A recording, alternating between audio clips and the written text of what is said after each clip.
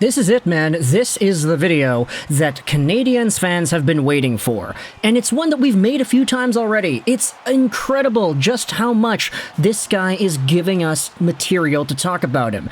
And when I say, of course, Canadiens fans, I mean Montreal Canadiens fans, not fans of Team Canada, but I guess Team Canada fans can get in on all the action as well. Let's talk today about the top scorer in the CHL in 2021-2022, a prospect taken in the 5th round by the Canadiens, and a guy that a lot of people were quite polarized about in terms of his draft stock and profile. Let's talk today about Josh Roy. Because yesterday, Roy probably had himself what I'm going to say is... Okay, I'm going to say it's the most impressive game he has ever had, considering the circumstance, the context of him and his player profile, all the stuff that he had gone through, and the team that he is playing on, of course, the situation that they found themselves in. We're talking about Canada versus the US from yesterday. The Canadiens are going to play Czechia later today, and we're going to make a video about that after it is done. But this video is going over Roy in yesterday's showcase against the Americans. Now, Roy is a player that has been quite polarizing, mostly because of where he was drafted out of. As we had said, 5th round pick, 150th overall in the 2021 NHL draft, and in this season's worth of play, Roy was far removed from the talent profile that he had as a AAA Bantam player. When he got drafted into the QMJHL, he was taken 1st overall, and a lot of people said that this was going to be an absolute game-changing QMJHL equivalency franchise type of guy. It's just his first season with St. John, he had 44 points in 60 games played, was definitely competent, but there were issues plaguing his game. Defensive reliability, engagement without the puck, his mobility just in general, the way his feet would move under his legs, they weren't really the most polished of assets that he had. And the season after, he had 17 points in 15 games before getting traded over to Sherbrooke. Now, with Sherbrooke, his numbers remained roughly the same, but scouts in this time frame would still note that there were concerns about his engagement, about his work ethic, etc., etc. And Roy, at the end of the day, slipped all the way to that 5th round selection.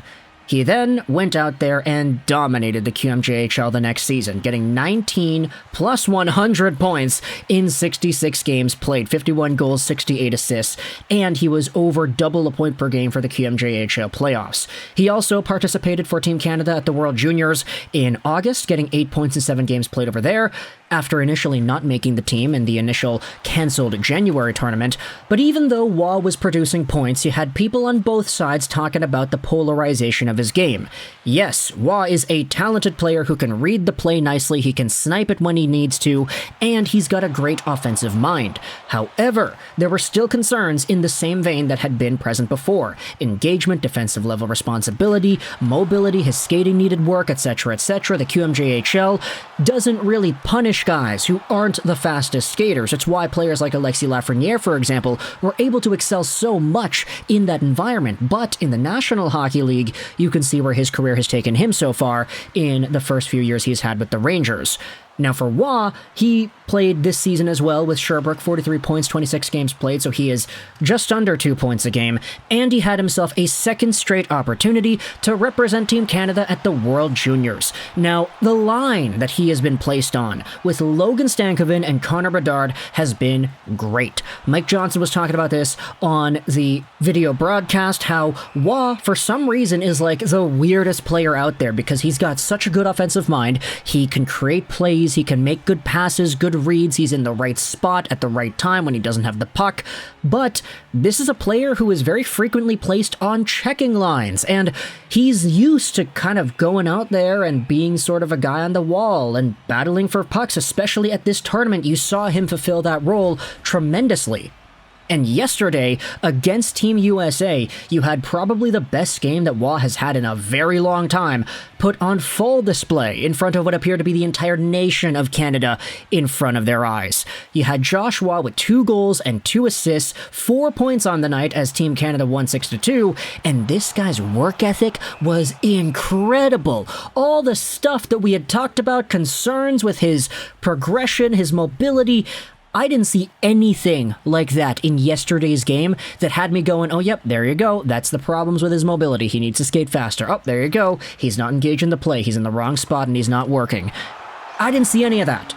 You know what I did see instead? I saw one penalty killing shift with Wah where he killed off like a whole minute by himself in the USA zone. He steals the puck in the neutral zone as the Americans are trying to break in. He comes down the right wing, protecting the puck along the boards in a very nice grinder-esque type of move. He tries to center it, it gets blocked by the guy who is checking him, and instead of trying to force a pass again, Wah's like, okay, well, I'm just gonna shovel it behind the net over to the opposite corner because we're still on the penalty kill and I need to kill off some time here.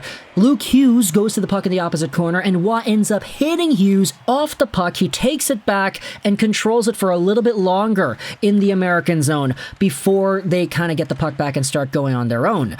Josh Wah had two fantastic penalty-killing shifts where you just saw this guy put his heart and soul on the line. The second PK shift was at the end of the game when the Americans were 6-on-4. The Canadians were shorthanded, and the Americans pulled the goalie, and Wah ends up coming into the neutral zone and stealing the puck from Luke Hughes, who's trying to break in once again. There's another American guy that tries to check Wah. Wah dangles around him, and the guy ends up falling, and Wah is able to just go over to the empty net and shoot it from a distance and snipe it, making it 6-2 Canada. This guy played like a player who was never in doubt. He played like somebody that I don't know if that's the same type of guy that we were having all these concerns about just a few years ago. Not to mention the fact that he had another goal and 2 assists on top of that in this game as well. He's up to a total of 10 points in 6 World Junior games played for Team Canada, which is good enough at the time of this recording for 5th in the tournament in points, behind Snuggerud and Stankoven with 11, Logan Cooley with 12, and Connor Bedard with 23. As I said, Connor Bedard was averaging like 4 points a game up until the yesterday game. Now he's only at 3.8, and he only had 2 points in yesterday's game too, so what an absolute bust Connor Bedard is. But for Josh Wah, just seeing how he complements these top-tier players in Stankoven and Bedard on his own line, it is a really great treat, because for some reason, his playstyle of just allowing himself to take the beating, digging pucks up in the corner, and sending it over to guys that are very talented with the puck too, it's working here. And I don't really know if Josh Wah is going to take 100% of the point-producing prowess that he had in the QMJHL and advance that to the NHL. It would surprise me if it did, if he's scoring like 2 points a game or whatever in the National Hockey League. But what we do know is that there's a formula that works that allows this player to play with other talented players. Here's a Twitter thread from Ben Misfeld of the Prospect Network. Josh Wah has continued to develop at an impressive rate since the 2021 draft. He was a big-time scorer and prospect at the U16 level, but took a while to find his game at the QMJHL. Skating is much better. Defensive game has taken off. He plays with more pace. A 5th round steal. If 4 years ago you would have told me that Wah would be this good, I would believe you. But if 2 years ago you told me that Wah would be this good, I wouldn't have believed you. Excellent job of adapting his skills and game over the past couple of years. He is excellent away with the puck with his stick, using it to create steals and turnovers and corral loose pucks. This was demonstrated on both goals tonight. He's always been an intelligent player too. I really like his chances of being an effective NHLer. And so, with Wah just putting himself in the forefront, I wanted to go out there and say, Wah, the Korean word for excitement and joy, because yeah, you know, you've been seeing the commercials, don't tell me you haven't. Man, as somebody that's learning Korean, I'm gonna admit it's kind of annoying seeing that ad, but either way, talk to the comments on your thoughts about Josh Wah and the showcase he has had at the World Juniors. Like, I'm gonna be real, I did not think he'd be this good. I thought he was good in the tournament in August, and I thought he would definitely provide some of that same spark in this year's showcase, but maybe it's just because Connor Bedard is going out there and giving Wah a whole bunch of assists and everything, but Wah has been great. And yesterday saw some individual shifts from him and him alone where he took the center stage and he got rewarded because of it. Talk to the comments on your thoughts if you're a Montreal Canadiens fan, and if you're just a regular Team Canada hockey fan as well. What are your opinions on this guy? He was named the top 3 player on his team. Do you think he deserved it? How do you think he's going to do against Czechia? We'll talk about that and everything else that happens in the game later today. But for now, I hope you enjoyed this video. 9, and bye.